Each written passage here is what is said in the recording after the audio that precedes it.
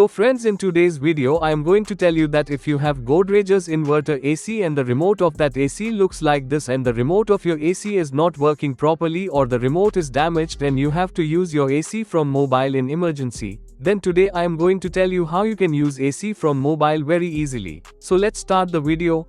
Before using AC from mobile, keep in mind that if you have Xiaomi Redmi phone or your phone has IR blaster, then only you can use AC from your mobile. That too without Wi-Fi connectivity, and you can use your AC offline anytime. So friends, first of all open Play Store in your mobile. After opening Play Store, search Zaza Remote. Install Zaza Remote. Zaza Remote is installed. Now agree to all the terms and conditions of Zaza Remote. Now you add Remote Touch. After that the main page of Zaza Remote app will open. In the main page, go to the symbol of AC.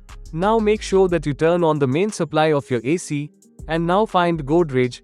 Now go to Godrej and use the mobile in the same way as you use the remote of AC. And now you can see in the screen of the mobile, matching voltage 1 to 30.